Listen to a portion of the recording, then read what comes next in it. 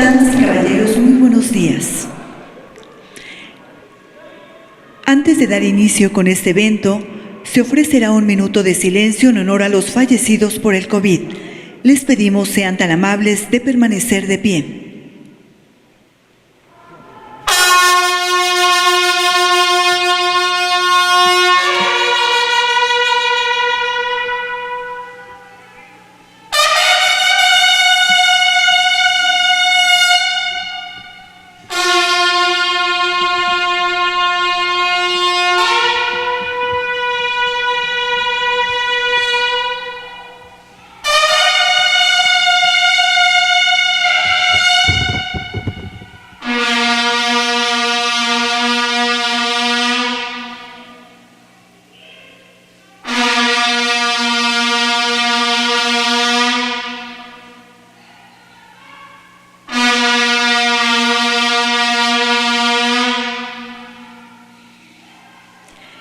El presidente de los Estados Unidos mexicanos se dirige a la escolta de bandera para saludar a nuestro lábaro patrio.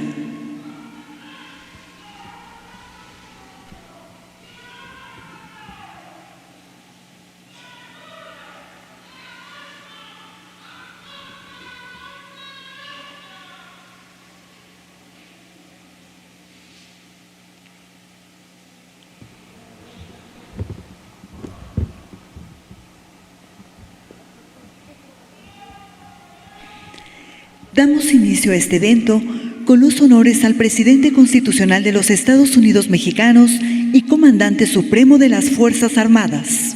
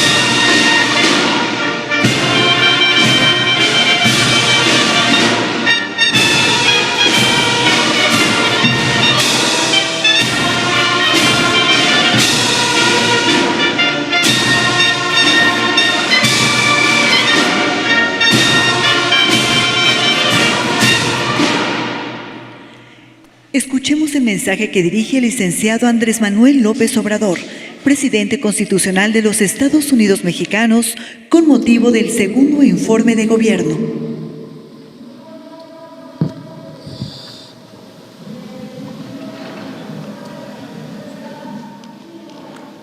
Amigas, amigos,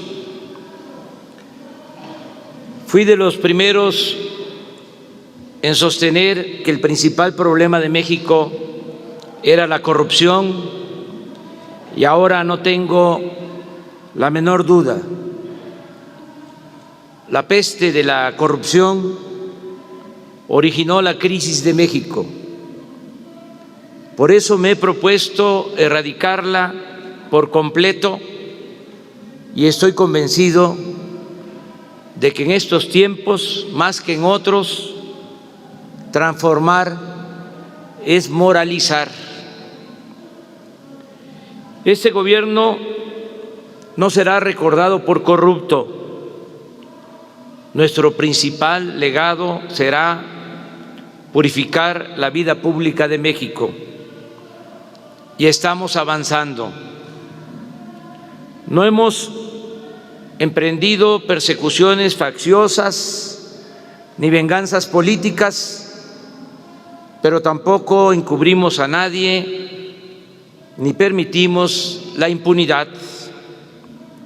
Ya se acabó la robadera de los de arriba, pero todavía falta desterrar por completo el bandidaje oficial. La austeridad republicana es una realidad, son hechos, no palabras. Ya no hay lujos en el gobierno y todo lo que se ahorra se destina a conseguir el bienestar del pueblo. Según cálculos oficiales, por no permitir la corrupción y por hacer un gobierno austero, hemos podido ahorrar durante nuestra administración alrededor de 560,000 millones de pesos. No es para presumir, pero en el peor momento contamos con el mejor gobierno. Estamos enfrentando dos crisis al mismo tiempo, la sanitaria y la económica, y vamos saliendo adelante. La pandemia no es un asunto político, sino de salud pública. Por eso he confiado las decisiones en esta materia a un equipo de profesionales con gran experiencia y capacidad. El coronavirus nos ha dejado dolor, tristeza y penurias, pero también ha fortalecido el amor en las familias, ha demostrado el humanismo y la entrega de los trabajadores de la salud y ha resaltado la conocida fraternidad de nuestro pueblo. Es indudable que saldremos de la pandemia con un mejor sistema de salud. Recibimos el gobierno con 401 hospitales abandonados, saqueados o a medio construir, y con un déficit de más de 200,000 profesionales de la medicina. En pocos meses hemos reconvertido, con el apoyo de los gobiernos estatales, de la Secretaría de Marina y de la Secretaría de la Defensa, 969 hospitales para atender pacientes con COVID-19. Se han instalado 32,203 camas y 10,612 con ventiladores. Asimismo, se han contratado 47,000 médicos generales, especialistas, enfermeras y otros trabajadores de la salud. Propusimos ante la ONU y se aprobó casi por unanimidad una iniciativa para que los medicamentos y las vacunas tengan carácter no lucrativo. México participa en los principales esfuerzos internacionales para desarrollar una vacuna contra el COVID-19.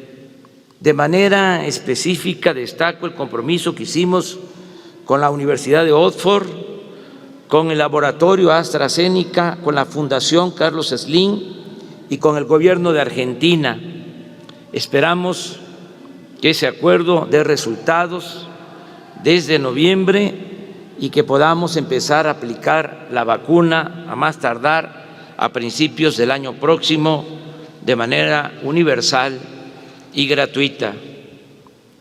La emergencia sanitaria mundial vivida este año ha planteado problemas muy graves para todos los países y nos obligará a todos a repensar y a cambiar muchas cosas.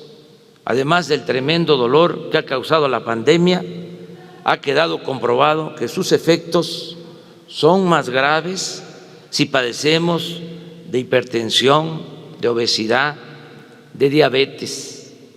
Por eso debemos cuidar nuestra alimentación y no consumir productos chatarra con excesos de azúcares, sales y químicos. por nuestra salud, debemos practicar el ejercicio y el deporte para fortalecer nuestro sistema inmune y bajar de peso.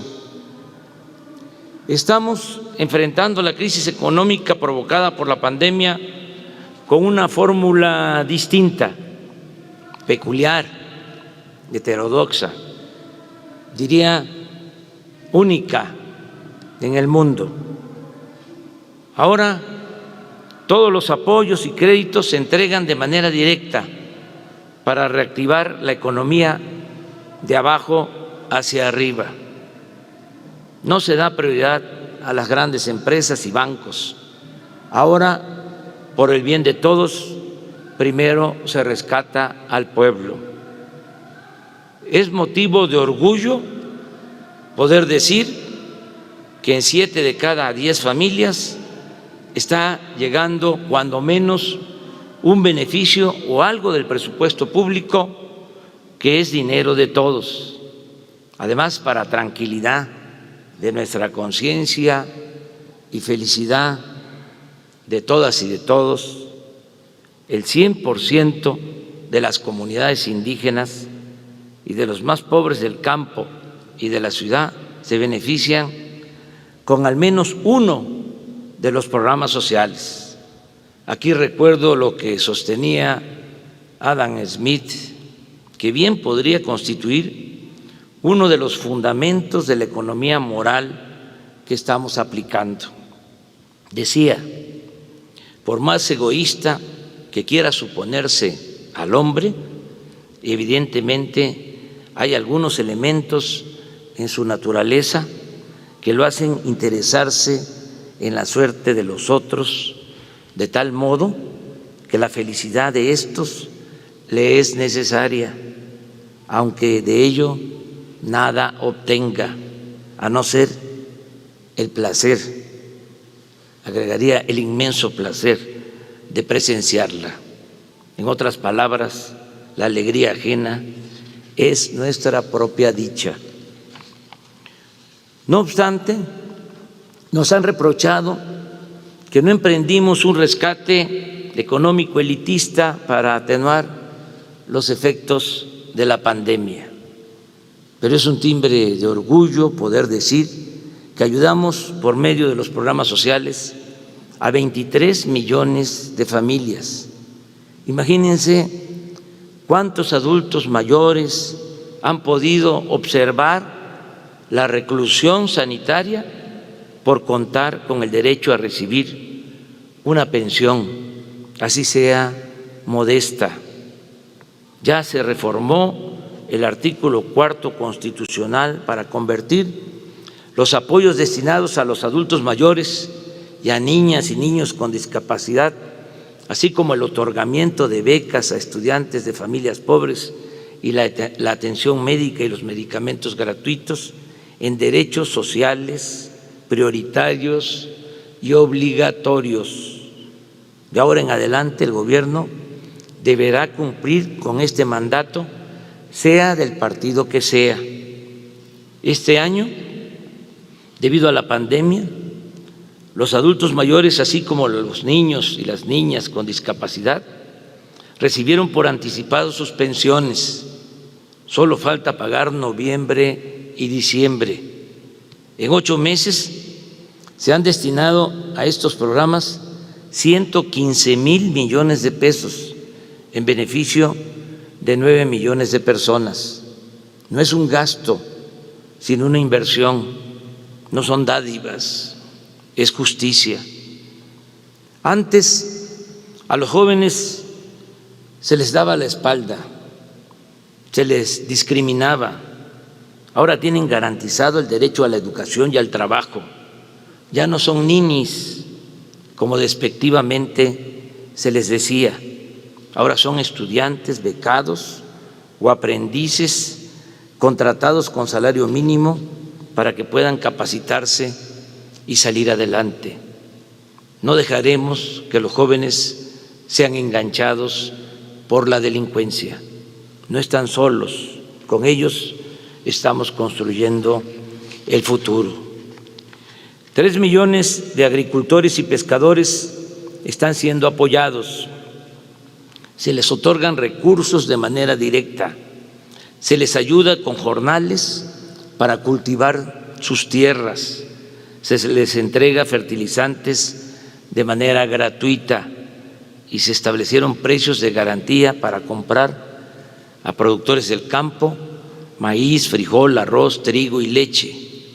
Es un acto mínimo de justicia, como decía el poeta Carlos Pellicer, que coman los que nos dan de comer. Ahora, como dije, todos los apoyos se entregan de manera directa, sin intermediarios. Para ello, se ha fortalecido el Banco del Bienestar con el propósito de que la gente de las comunidades más apartadas pueda recibir lo que le corresponde sin tener que recorrer largas distancias. En 2021 se tendrán 2.700 sucursales en todo el país. Actualmente, con el apoyo de los ingenieros militares, se han construido 226. De igual forma, sigue avanzando el proyecto de Internet para todos. Ya hay conectividad en 26.789 localidades y en 2021 habrá señal en todo el territorio nacional. Se canceló la mal llamada reforma educativa y ahora caminamos juntos, maestros, maestras, madres y padres de familias, estudiantes y autoridades. Se están otorgando 11 millones de becas para alumnas y alumnos pobres de todos los niveles escolares. El gobierno colabora en el mantenimiento de las escuelas. Ya ha quedado claro que la educación no es un privilegio, sino un derecho de todo el pueblo. Gracias, gracias, muchas gracias a nuestros paisanos migrantes. Ahora que más se les ha necesitado es cuando más han ayudado a sus familiares en México. A pesar de la pandemia en Estados Unidos, las remesas han crecido en 10% en relación con el año pasado y estimo que van a llegar a 40,000 millones de dólares a finales de año, un récord en beneficio de 10 millones de familias. Con el aumento de las remesas que envían nuestros paisanos desde Estados Unidos a sus familiares, con los programas de bienestar y los créditos que estamos otorgando a los de abajo, la pandemia no ha desembocado en hambruna, ni en escasez de alimentos, ni en asaltos, y el pueblo de México tiene recursos para su consumo básico. Pronostiqué que la crisis económica provocada por la pandemia sería transitoria. Dije que será como una V, que caeríamos, pero que saldríamos pronto. Afortunadamente, así está sucediendo. Ya pasó lo peor y ahora vamos para arriba. Ya se están recuperando los empleos perdidos.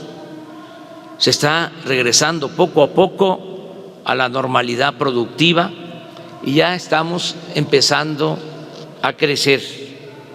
En el mes de agosto se crearon 93,000 nuevos empleos. El peso se apreció al cotizarse a menos de 22 pesos por dólar, luego de haber estado a más de 25. La mezcla mexicana del petróleo de 0 pasó a $40 por barril. El consumo de productos básicos, en vez de reducirse con la pandemia, aumentó en 9.5% en términos reales con relación al año pasado. La recaudación de impuestos se mantuvo prácticamente igual que en 2019. Lo mismo sucedió con la inversión extranjera directa. Durante el primer semestre del año llegó a 17.969 millones de dólares. Lo mismo que en 2019. La caída de la economía, a pesar del desastre mundial, fue de 10.4% en el semestre, pero aún con la debacle fue menor el daño que nos causó la crisis económica que nos está afectando que lo que se está registrando en otros países como Italia, España, Francia y Reino Unido. Debo agregar que casi todos los países recurrieron a créditos y aumentaron sus deudas en porcentajes elevadísimos.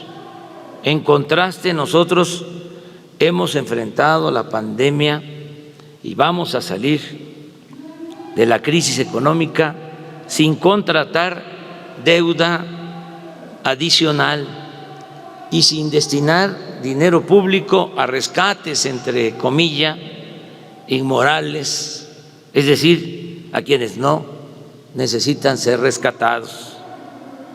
Pero no debe olvidarse que al enfocar la solidaridad gubernamental a los más pobres, también beneficiamos indirectamente a los sectores que tienen alguna o mucha capacidad de ahorro. Los programas sociales han permitido a millones de beneficiarios preservar algo de su poder adquisitivo y de su capacidad de consumo, y por eso no se ha cerrado el mercado a miles de empresas y de comercios. La relación con los empresarios ha sido buena y respetuosa. A pesar de la crisis, la mayoría no despidió a sus empleados. Baste un dato. Antes de la pandemia estaban inscritos en el Seguro Social 20.500.000 trabajadores en cerca de 1 millón de empresas. En los momentos más difíciles se perdieron 1 millón de empleos y ya estamos recuperándonos. ¿Cuántos empleos se mantuvieron a pesar de la pandemia? 19.500.000 empleos. La mayoría de las empresas mantuvo a sus trabajadores. Los empresarios mexicanos cumplen con sus contribuciones, aceptaron aumentar el año pasado 16% al salario mínimo, este año 20% al salario mínimo, y decidieron voluntariamente aportar más para pensionar mejor a los trabajadores. Además, los hospitales privados nos han ayudado a enfrentar la pandemia y las televisoras de empresas particulares nos están apoyando para transmitir clases por radio y televisión a 30 millones de estudiantes. No tengo más que decirles gracias en nombre del gobierno y de nuestro pueblo. México es un país, sin duda, con porvenir y un ejemplo mundial de cómo hacer realidad el progreso con justicia. La principal riqueza de una nación no está en su infraestructura o en sus finanzas, y ni siquiera en sus recursos naturales, sino en su población y sus culturas, en la gente que la conforma y le da historia y existencia. Invertir en ella, en la población, en los mexicanos, en el pueblo, invertir en su alimentación, su salud, su educación y su bienestar en general, es lo mejor que se puede hacer para garantizar la fortaleza del país y su desarrollo presente y futuro. Desde julio pasado entró en vigor el nuevo tratado comercial con Canadá y Estados Unidos. En estos momentos de crisis, el acuerdo que firmamos significa impulsar las actividades productivas, conseguir más inversión extranjera, crear más empleos y lograr más bienestar para nuestro pueblo. En este contexto debe verse mi visita a Washington para entrevistarme con el presidente Donald Trump, quien nos trató con respeto y, lo más importante, elogió a nuestros paisanos que viven y trabajan honradamente en Estados Unidos de América. Mantenemos buenas relaciones con todos los pueblos y gobiernos del mundo.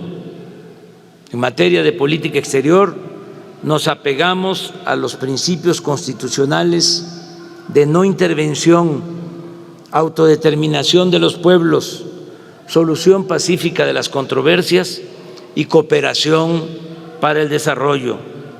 Como es sabido, México fue el país que más votos obtuvo para formar parte del Consejo de Seguridad de la ONU.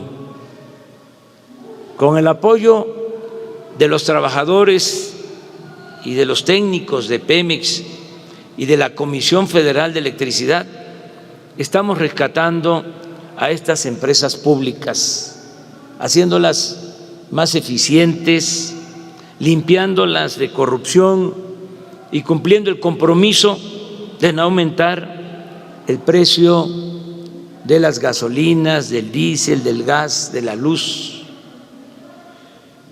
Y esto lo vamos a sostener durante todo el sexenio. Por convicción, hemos decidido cuidar el medio ambiente como nunca lo hicieron los anteriores gobiernos, y lo más interesante, ni lo demandaron los pseudoecologistas que tanto nos atacan. Solo subrayo que estamos aplicando el programa de reforestación más importante del mundo, sembrando 1.100 millones de árboles frutales y maderables. No se permite el uso del maíz transgénico ni el fracking. Se cuida el agua y no hemos entregado ni una sola concesión para la explotación minera. No se puede olvidar que en el periodo neoliberal, solo en 30 años, de 1988 hasta noviembre de 2018, las 5 administraciones pasadas otorgaron concesiones por 118 millones de hectáreas para la explotación minera, el equivalente al 60% del territorio nacional. Ese entreguismo devastador ya se acabó. Al desterrar la corrupción, el CONACYT pudo orientarse a fortalecer el bienestar del pueblo por medio del desarrollo científico. Así ha asignado becas con transparencia y equidad a 84.599 estudiantes y a 34.447 académicos, con una inversión anual por 19.132 millones de pesos, 14% más que en 2018. Desde finales de este año nos haremos cargo de que los médicos que quieran especializarse no sean rechazados, como ha venido sucediendo, y puedan formarse tanto en el país como en el extranjero. Estamos contemplando garantizar espacios educativos y entregar durante nuestro gobierno 70,000 becas a estos profesionales de la medicina que ayudarán a reducir el déficit de especialistas que tiene nuestro país y que nos impide garantizar por completo el derecho del pueblo a la salud. Asimismo, se han sentado las bases de la independencia tecnológica, logrando en poco tiempo, entre otras aportaciones, el desarrollo y fabricación de los primeros ventiladores 100% mexicanos para salvar vidas en riesgo por COVID-19. Se han descargado de manera gratuita 683,000 libros digitales del Fondo de Cultura Económica. Tenemos 45 librerías reactivadas de la red Fondo de Cultura Económica Educal, con venta en mostrador y absolutas condiciones sanitarias. Han crecido las salas y los clubes de lectura en comunidades y en escuelas normales. Seguimos produciendo traducciones y nuevos libros. La colección Vientos del Pueblo llegará esta semana a 43 títulos, con libros de 8 a 20 pesos, en tirajes de 40,000 ejemplares. Tal como nos habíamos comprometido y con miras a la conmemoración el año próximo de los 700 años de la fundación de Tenochtitlan, de los 500 años de la invasión colonial y de los 200 años de la consumación de nuestra independencia, han comenzado a entrar en imprenta los títulos de la colección 21 para el 21, para ser entregados masivamente a partir del año que viene en ediciones de 100,000 ejemplares producidos por el Fondo de Cultura Económica y financiados por el Instituto para Devolver al Pueblo lo Robado, que incluyen obras de Guillermo Prieto, Elena Poniatowska, Octavio Paz, Emilio Abreu Gómez, Mariano Azuela, Vicente Rivapalacio, Martín Luis Guzmán, José C. Valadez, Luis Villoro, Emilio Carballido, Nelly Campobello, Carlos Monsiváis y Heriberto Frías. Quiero destacar que por primera vez una mujer indígena será la titular del Consejo Nacional para Prevenir la Discriminación. También informo que continúa el programa de apoyo preferente a los pueblos originarios. Con ese propósito, acabamos de suscribir un acuerdo de justicia con los gobernadores de los pueblos yaquis. Además, seguimos promoviendo el arte y todas las expresiones culturales. Continuamos restaurando templos y monumentos históricos y están en proceso de construcción el Parque Ecológico del Lago de Texcoco y el Espacio Artístico y Cultural de los Pinos en el Bosque de Chapultepec. Vamos viento en popa en la construcción del aeropuerto Felipe Ángeles. También está avanzándose conforme a programa en la construcción de la nueva refinería de Dos Bocas, Paraíso Tabasco. Ya se iniciaron los trabajos para el Tren Maya. Estamos haciendo realidad el desarrollo del Istmo de Tehuantepec para comunicar a los países de Asia con la costa este de los Estados Unidos. Además, estas obras generarán 150,000 empleos en el transcurso de este año. Estamos avanzando en el combate a la delincuencia. Hemos establecido una nueva estrategia que empieza por procurar trabajo, educación y bienestar a las personas que están en riesgo de ser reclutadas por los grupos delictivos, especialmente jóvenes. La lucha contra la pobreza, el desempleo y la marginación va acompañada del despliegue de la Guardia Nacional, un cuerpo de paz y de proximidad con la población, con presencia en todas las regiones del país, que cuenta ya con 97,000 elementos bien equipados y formados para alojar a estos responsables de la seguridad del pueblo. Se han construido 79 cuarteles, se encuentran en proceso 34 y están por iniciarse 135 más, con lo cual llegaremos a 248 cuarteles a finales del 2021. Casi en todos los delitos ha habido disminución en comparación con noviembre de 2018.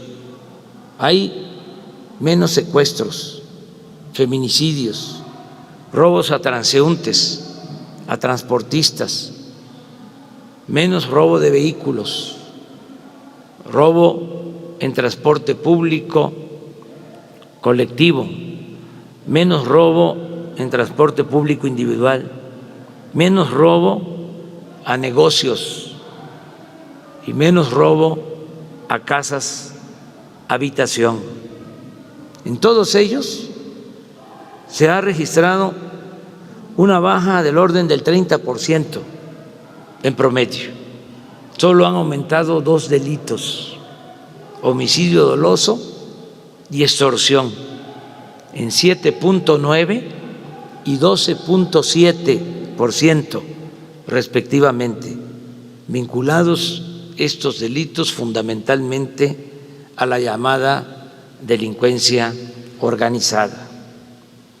En esta tarea ha sido fundamental el apoyo profesional y responsable de las Fuerzas Armadas.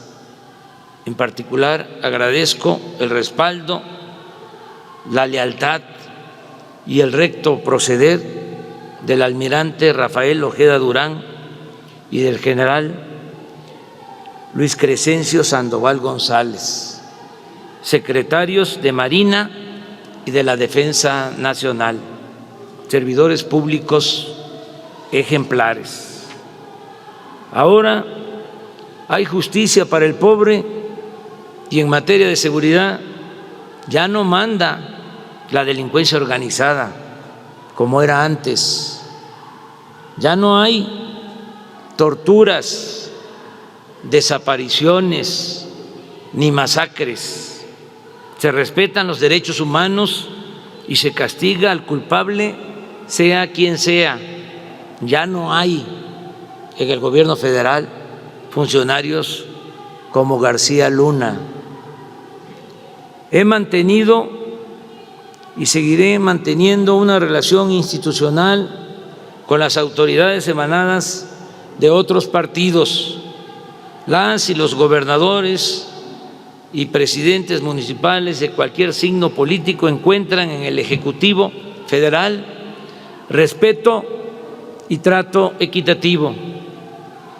Hemos cumplido nuestra promesa de impulsar la verdadera independencia de las instituciones de justicia. La Fiscalía General de la República y el Poder Judicial de la Federación actúan con absoluta autonomía y se acabó aquello de que todo lo ordenaba el presidente porque el Ejecutivo era el poder de los poderes. Miren cómo han cambiado las cosas. Invité al fiscal general de la República y al presidente de la Suprema Corte de Justicia y no pudieron asistir. En otros tiempos eso no pasaba, porque ellos tienen la arrogancia de sentirse libres. Este es el cambio, esta es la transformación. En los casos en los que están implicados expresidentes de la República, he propuesto que las autoridades responsables desahoguen el asunto con absoluta libertad y que, de ser necesario, se celebre una consulta para conocer la opinión del pueblo. He dicho y reitero que yo votaría por no someterlos a proceso, pues mantengo la postura que sostuve desde mi toma de posesión, según la cual en el terreno de la justicia se puede castigar los errores del pasado, pero lo fundamental es evitar los delitos del porvenir. Sin embargo, de realizarse la consulta, respetaré el fallo popular, sea cual sea, porque en la democracia el pueblo decide y por convicción me he propuesto mandar obedeciendo. Como muchos mexicanos, fui víctima del fraude electoral y estoy convencido del tremendo daño que ocasionan las autoridades impuestas. Por eso se reformó la Constitución y se castigará con cárcel y sin derecho a fianza a quien utilice el presupuesto público en beneficio de partidos y candidatos o adultere el carácter libre y democrático de las elecciones. Desde Francisco I. Madero, nunca un presidente había sido tan atacado como ahora. Los conservadores están enojados porque ya no hay corrupción y perdieron privilegios. Sin embargo, gozan de una absoluta libertad de expresión y ello es prueba de que hoy se garantizan las libertades y el derecho a disentir. La represión política ha quedado en el pasado. Estamos llevando a cabo la cuarta transformación de la vida pública de México y es pertinente recordar que las tres primeras transformaciones, la independencia, la reforma y la revolución, tuvieron que hacerse con las armas. Ahora lo estamos logrando de manera pacífica. Hay oposición al gobierno, como debe de existir en toda auténtica democracia. Pero la mayoría de los habitantes de México aprueban nuestra gestión.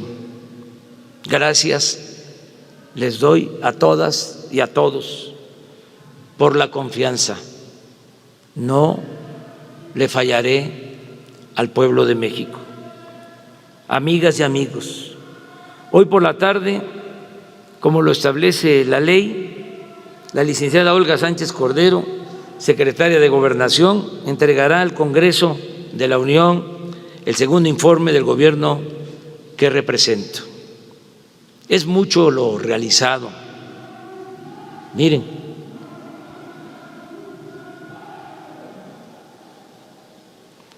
Y en lo fundamental nos queda realmente poco por definir. De los 100 compromisos que hice en el Zócalo el 1 de diciembre de 2018, hemos cumplido 95 y solo están pendientes 5 compromisos o en proceso de que se cumplan. Desde el primer día de mi gobierno se ha venido aplicando el proyecto de nación que propusimos a la sociedad y que obtuvo un respaldo abrumador en las urnas el 1 de julio de 2018. Aunque circunstancias imprevistas e infortunadas como la pandemia de COVID-19 nos obligan a hacer ajustes, no vamos a apartarnos en lo esencial del espíritu del compromiso adquirido. Las acciones gubernamentales realizadas son expresión de lo que hemos soñado, diseñado y ofrecido desde hace muchos años. Corresponden a una visión de país y a una visión de lo que debe de ser un mundo justo y fraterno. Hoy algunos críticos piden que se gobierne en sentido distinto, que prescindamos de nuestro ideario y de nuestro proyecto, que apliquemos recetas económicas contra las que hemos luchado o que seamos tolerantes con la corrupción que nos propusimos erradicar. Piden, en suma, que yo traicione mi compromiso con la sociedad, que falte a mi palabra y que renuncie a mi congruencia. Y eso, lógicamente, no va a ocurrir. Ya está en marcha la nueva política económica sustentada en la moralidad, la austeridad y el desarrollo con justicia. Sigue en pie el compromiso de terminar de sentar las bases del México del porvenir para el 1 de diciembre próximo, cuando se cumplan 2 años de gobierno. A partir de entonces, una vez que se tengan construidos los cimientos, solo quedará la tarea de terminar la obra de transformación y seguir gobernando con rectitud y amor al pueblo para contar siempre con su respaldo. Estoy convencido que la mejor manera de evitar retrocesos en el futuro depende mucho de continuar con la revolución de las conciencias para lograr a plenitud un cambio de mentalidad que, cuando sea necesario, se convierta en voluntad colectiva dispuesta a defender lo alcanzado en beneficio del interés público y de la nación. Sigamos pues haciendo historia, sigamos pues haciendo patria por nosotros y por las nuevas generaciones que sabrán honrar la dignidad de nuestro pueblo y la grandeza de México. ¡Que viva México! ¡Viva México! ¡Viva México!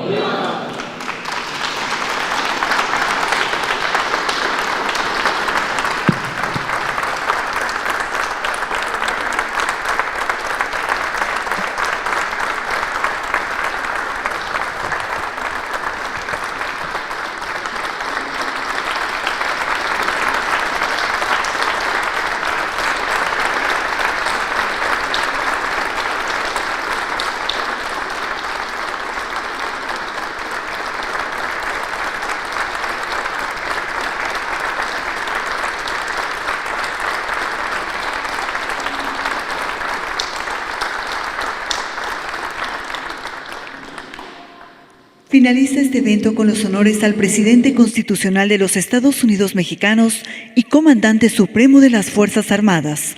Se les invita a entonar nuestro himno nacional.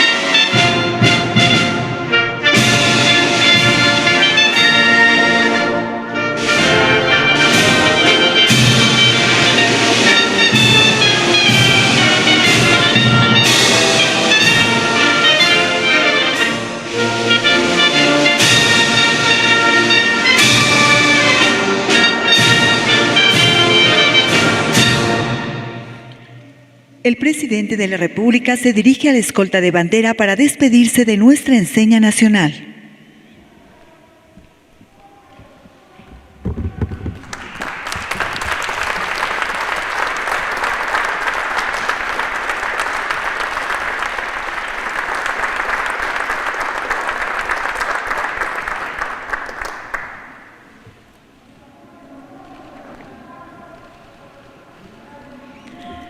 Finalizamos este evento agradeciendo la asistencia del presidente de México y funcionarios que lo acompañaron. Buenos días.